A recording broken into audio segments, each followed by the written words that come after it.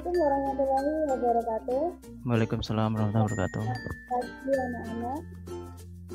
Hari ini kita ketemu lagi ya. Ketemu lagi.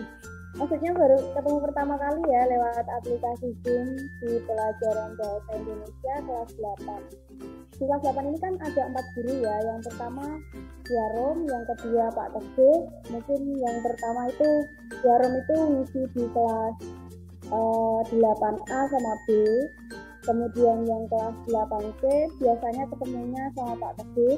Terus yang kelas 8D ketemunya dengan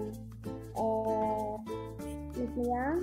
Terus yang kelas E sama F kebetulan yang mengisi saya. Nah, untuk yang pertemuan Zoom pertama kali ini yang mengisi saya ya anak-anak. Jadi mungkin besok-besok bisa Pak Teguh atau Bu Arom atau Miss Mia itu sama saja ya. Nah, untuk yang pembelajaran via Zoom yang pertama kali saya mau tahu dulu anak-anak hadir semua ya. Nah, kita mulai saja ya anak-anak. Bisa coba tunjukkan LKS kalian. LKS kalian di bawah enggak? Bisa diambil dulu ya.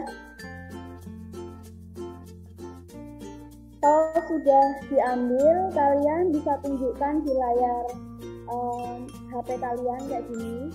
Jadi nanti saya tahu kalau kalian tetap bawa LKS ya. Saya tunggu 5 menit deh. 5 menit nanti kalian kalau sudah tunjukkan LKS kalian, saya akan mulai pembelajaran ya. Bisa diambil dulu LKS-nya. Ya, Fitri sudah menunjukkan LKS. Yang lainnya ya.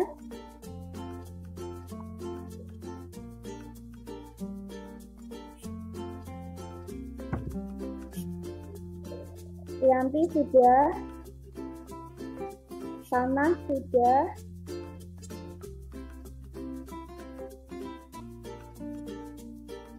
Meilani sudah. Bella juga sudah. Baru 2 menit ya. Saya anggap sudah ambil LKS semua ya. Kalau ada yang belum ambil LKS, silahkan diambil dulu. Saya akan mulai menjelaskan. Kalian bisa buka LKS kalian ya. Silahkan buka LKS kalian halaman 23. Nah, di situ nanti ada materi tentang teks eksposisi dalam media massa ya. Sudah ketemu belum? Halaman 23. LKS halaman 23.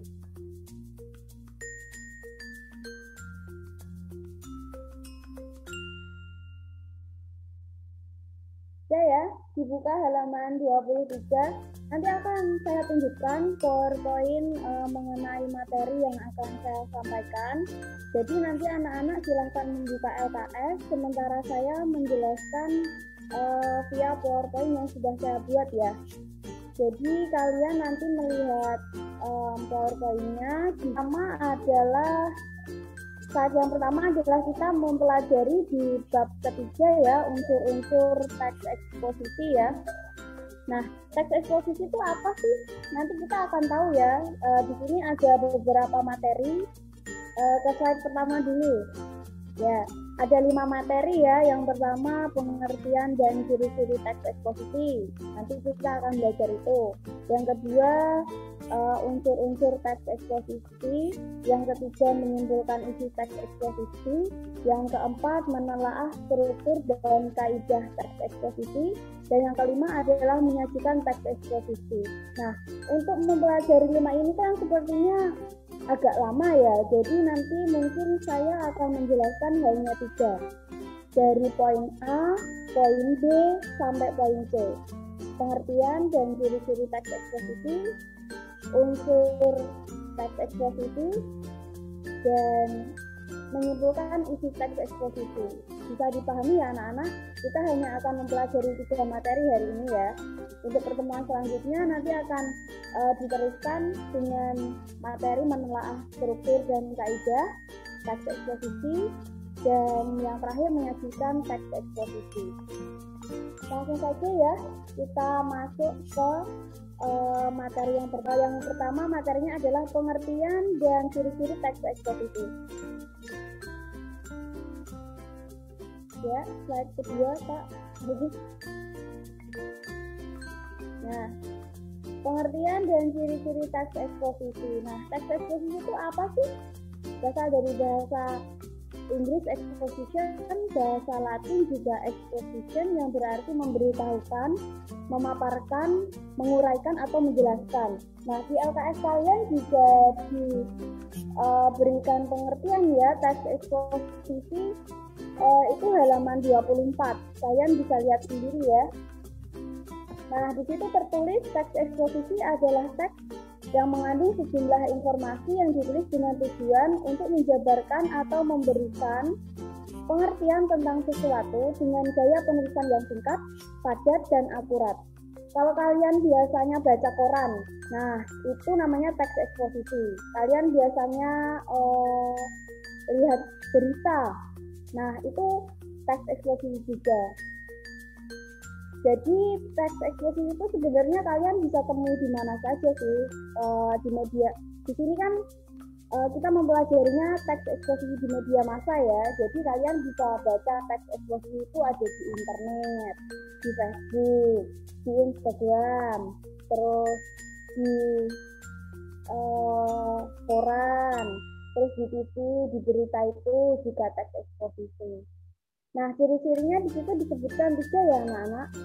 Yang pertama objektif, yang kedua informatif, yang ketiga adalah memuat fakta. Jadi objektif itu artinya dia menjelaskan sesuatu fokus ke hal itu saja. Misalnya ada peristiwa alam ya, ada peristiwa banjir di Jakarta misalnya. Peristiwa banjir di Jakarta, ya udah yang dijelaskan ya peristiwa banjir itu aja, bukan peristiwa-peristiwa yang lain, misalnya pembegalan gitu tidak masuk di tema itu. Kita dalam teks eksposisi fokus pada satu tema saja. Yang kedua informatif. Nah, informatif itu bersifat memberikan informasi kepada pembacanya. Jadi kalau teks eksposisi tapi dia tidak memberikan informasi sama sekali, berarti itu tidak termasuk teks eksposisi, karena ciri-ciri teks eksposisi itu ada poin informatifnya. Yang ketiga adalah memuat fakta. Jadi kalau opini memuat fakta maksudnya itu nyata ya. Nah, kalau misalnya yang terjadi itu adalah opini, misalnya ada tsunami hari ini di Jepara misalnya, itu kan nggak fakta, berarti itu bukan termasuk teks eksposisi. Nah, jadi di dalam teks eksposisi itu yang terpenting adalah ciri-cirinya ada 3 itu, objektif, informatif, dan memuat fakta. Kemudian yang kedua adalah unsur-unsur teks eksposisi. Yang selanjutnya adalah unsur-unsur teks eksposisi ya. Nah, untuk unsur-unsur teks eksposisi kalian bisa lihat di LKS kalian juga halaman 24. Itu yang nomor 1. Gagasan dan fakta teks eksposisi. Itu termasuk unsur-unsur teks eksposisi. Yang nomor 2 juga termasuk unsur-unsur teks eksposisi. Yang kedua adalah mengidentifikasi pola pengembangan teks eksposisi. Nah, untuk yang pertama gagasan dan fakta teks eksposisi. Gagasan dijelaskan di LKS kalian, bagian-bagian teks eksposisi dibentuk oleh 2 unsur utama, yaitu gagasan dan fakta yang digunakan sebagai alat konkretas dan kontribusi. Nah, yang pertama gagasan dulu nih. Gagasan itu apa sih? Nah, gagasan itu opini ya. Opini kalian, misalnya kalian beropini tentang sesuatu, misalnya tentang cuaca hari ini. Kalian bilang, saya kira hari ini akan mendung ya, itu kan gagasan. Opini kalian. Belum tentu kalian bilang hari ini mendung, orang lain bilang hari ini juga mendung. Bisa saja kan di daerah yang lain suasananya cerah. Itu namanya gagasan atau opini. Kalau di sini gagasan itu disebut juga ide atau pendapat ya anak-anak. Jadi pendapat seseorang mengenai suatu hal ya. Isinya berupa pernyataan yang mungkin berupa komentar, penilaian, saran, dorongan, dan rujukan. Komentar mengenai sesuatu bisa masuk dalam unsur teks eksposisi. Kemudian penilaian juga bisa masuk, saran juga bisa masuk, dorongan dan rujukan. Kemudian yang kedua adalah fakta. Dalam teks eksposisi, Tino, jangan dicoret-coret ya. Dalam teks eksposisi, fakta adalah sesuatu yang penting, menjadi apa ya, inti dari teks eksposisi itu sendiri ya. Jadi di dalam teks eksposisi itu harus benar-benar ada faktanya. Kalau teksnya nggak ada faktanya, berarti itu belum termasuk teks eksposisi. Kalau di LKS kalian dijelaskan di situ bahwa fakta adalah keadaan atau peristiwa yang merupakan kenyataan. Fakta itu kenyataan ya anak-anak. Jadi kalau misalnya fakta itu misalnya SMP Islam Sudirman terletak di Jalan Cerne, itu berarti fakta. Tapi kalau bilang kayak gini, SMP Islam Sudirman itu siswanya ganteng-ganteng dan cantik-cantik. Nah, itu mungkin opini ya.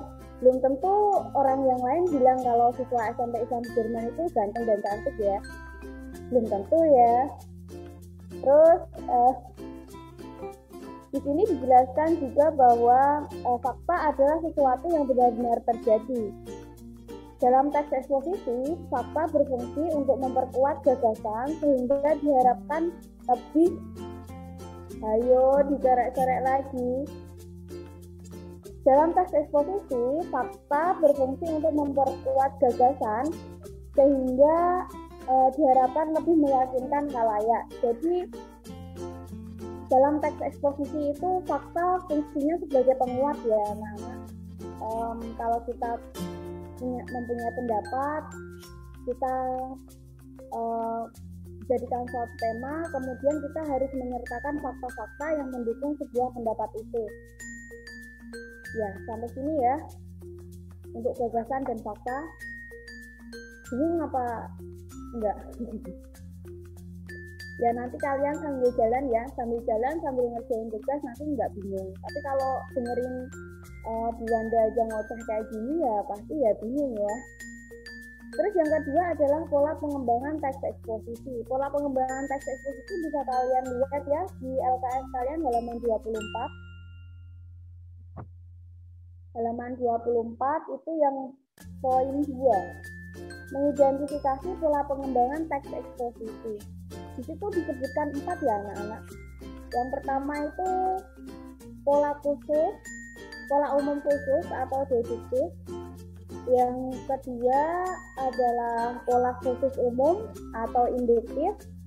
Yang ketiga pola ilustrasi.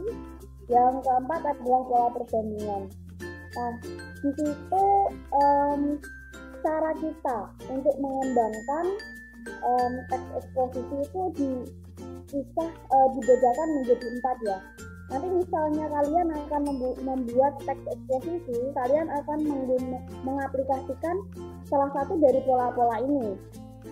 Kalian bisa pakai pola umum khusus yang poin A, atau pola khusus umum yang poin B, atau pola ilustrasi yang poin C, dan pola perbandingan yang poin D ya.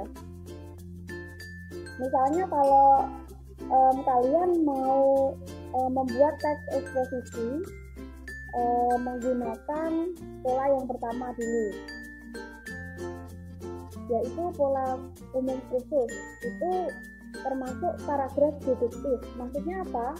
Maksudnya nanti temanya kalimat utamanya itu terletak di awal kalimat. Di sini juga dijelaskan yaitu pola umum khusus, yaitu ide pokok bagian teksnya ditempatkan pada awal paragraf. Kemudian diikuti oleh ide-ide penjelas. Ide-ide penjelasnya merupakan perincian dari ide umum yang dikemukakan sebelumnya. Paragraf umum khusus disusun dengan cara mendahulukan kesimpulan pada bagian awal, yaitu gagasan utama diuraikan atau dijelaskan dengan bukti, fakta, atau contoh melalui gagasan pendukungnya. Jadi kalau kalian mau membuat teks eksposisi menggunakan pola umum khusus atau lebih gampangnya kita sebut pola deduktif, kalian bisa meletakkan ide pokok itu di awal kalimat, kemudian diikuti dengan fakta-fakta atau pendapat-pendapat yang mendukung ide pokok kalian itu. Pola ini sering digunakan untuk membuat teks-teks seperti teks eksposisi, teks prosedur, teks eksplanasi. Biasanya kebanyakan teks yang lain itu ide pokoknya terletak di awal kalimat. Nah, itu yang biasa digunakan orang-orang sih seperti itu. Nah, untuk yang kedua itu pola khusus umum dibalik ya. Jadi yang pertama itu umum khusus, terus yang kedua adalah khusus umum. Dari kecil membesar. Nah, pola khusus umum itu disebut pola induktif ya, lebih gampangnya pola induktif. Jadi pola induktif itu menyajikan hal-hal yang bersifat khusus di awal dan diikuti uraian yang bersifat umum. Bagian akhir berfungsi sebagai simpulan atau rangkuman dari pendapat-pendapat yang dikemukakan sebelumnya. Paragraf khusus umum disusun dengan cara menguraikan data empiris berupa bukti, fakta, atau alasan sebagai gagasan penjelas di awal paragraf. Kemudian diakhiri kesimpulannya berupa gagasan utama.